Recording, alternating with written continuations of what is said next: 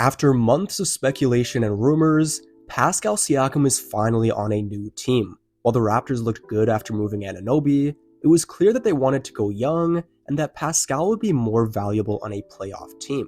By agreeing to this deal, Toronto and Indiana appeared to get exactly what they wanted, but not everyone thinks so.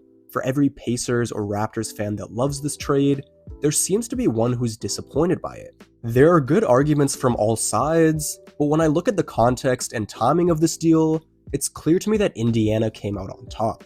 In today's video, I'm going to be explaining why the Pacers won this trade and why I'm excited for them going forward. Before I get into it, make sure to leave a like on this video and subscribe. I'm trying to hit 1,000 subscribers by the end of the season, and your support goes a long way. With all of that being said, let's get into the video. When I say that Indiana won this trade, it doesn't mean that Toronto got a bad return. Siakam was in the final year of his deal, and he and the front office were clearly far apart on extension talks. Considering he'll be a free agent this summer, 3 first-round picks, a vet in Bruce Brown, and 2 young players was a good haul for Pascal.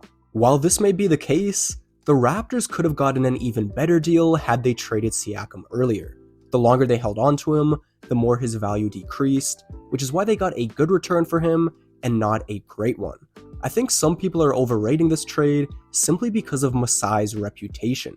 Masai Ujiri has done a lot of great things in this league, and he helped put together that 2019 championship team. However, there's been this narrative going around that this trade was a Masai Ujiri masterclass. To me, that's just a hyperbolic statement to make.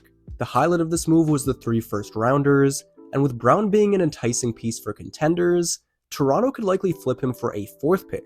The problem is that these selections will all be near the end of the first round, and there are plenty of inconsequential players taken in that range. There's a chance these selections don't pan out, but if I were to trust anyone to make something of these picks, it's Masai Ujiri. The Raptors have definitely made their mistakes in the past, most notably picking Bruno Caboclo 20th overall, and selecting Malachi Flynn 1 spot ahead of Desmond Bane, but generally speaking, they have a great track record picking outside of the lottery. Siakam and Anunoby were both picked towards the end of the first round, Norman Powell was taken 46th overall, and although they didn't draft him, they saw potential in Fred VanVleet and signed him after he went undrafted. The Raptors already have a young star in Scotty Barnes, and both Quickley and Barrett have looked impressive since joining the team. Toronto keeps their pick this year if it's between 1 and 6, and losing Siakam should make the team worse. If they do keep their pick, the Raptors will have 3 first-round selections, and they also have Detroit's 2nd rounder, which will likely be 31st overall. If Toronto can hit on 1 or 2 of these picks, that would be huge for them.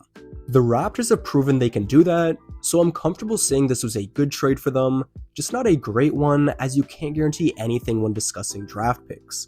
While I do have a little bit of uncertainty about Toronto, I couldn't be more impressed with Indiana. Pascal Siakam is one of the best transition players in the league, and he's being paired with arguably the best transition passer in the league. For the first 3 years of his career, Obi Toppin was struggling to make his mark in the NBA. However, he was always viewed as a great athlete that could make plays on the fast break.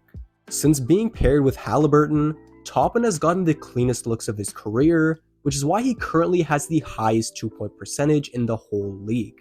If Tyrese was able to complement Obi Toppin this well, it's scary to think how great his chemistry with Siakam will be.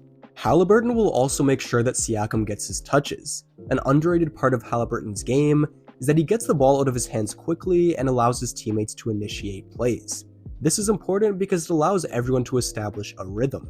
This season, Toronto didn't do a great job of involving Siakam on a consistent basis. Some games he was solely being used as a decoy, and other games he would be on fire, only to fade out of the picture in the 4th. Say what you want about Pascal, but he's too talented of a player to be having nights with 8 to 12 shots. In the past 5 years, Siakam has made 2 All-Star games, 2 All-NBA teams, and he's averaged at least 21 points each season. When you have a player of that caliber, you have to make the most of their talents, and I have faith that Halliburton will do just that. Another thing that excites me is the amount of room Pascal will have to operate. Toronto has been a bad 3-point shooting team over the past few years, and they reached a low point last season when they ranked 28th in 3-point percentage. Despite the poor spacing, Siakam averaged a career high in points last year on 48% shooting. In contrast, the Pacers ranked 4th in 3-point percentage and they'll always be able to surround Pascal with 4 good shooters. This will make scoring easier for him, and whenever you surround a star with shooters, it opens up passing lanes for them. On the defensive end, Siakam doesn't solve all of their problems, but he gets them headed in the right direction. The Pacers will have to add some more defensive players if they want to at least become average on that end, but having Nesmith, Siakam, and Miles Turner is a solid starting ground. While the on-court fit seems great, people still have their concerns. Pascal will be an unrestricted free agent this summer, so he could leave Indiana after the season. In addition to that, Siakam will turn 30 in April. Haliburton will turn just 24 next month, meaning that he'll have a 6-year age gap with his co-star. If Pascal were to start declining over the next few years, that could be an issue as Haliburton enters his prime. I do understand these concerns, but I wouldn't be too worried if I were a Pacers fan. Being a small market team, it's nearly impossible to attract star free agents. For a team like the Pacers, they either have to draft well or acquire stars through a trade. Again, there is some fear that Pascal will leave in free agency, but I'm confident he'll stay. Siakam wanted to sign long-term with the Raptors, but the front office had other ideas.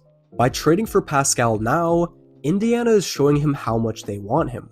On top of that, the Pacers acquired his bird rights, which means they can offer him more money than any other team.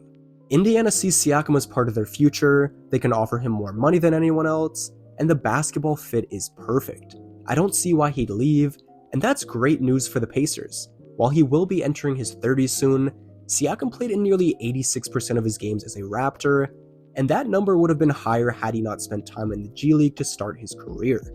He's been a very durable player, and he's added so much to his game over the years. Pascal has developed his footwork since coming into the league, and he's become an effective mid-range shooter as well.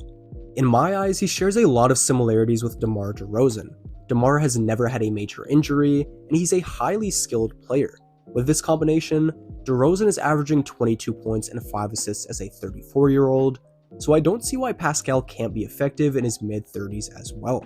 Still, you might be thinking, as good as Siakam is, he doesn't make this team a contender. While I agree with that as of now, this Pacers team still has room to grow.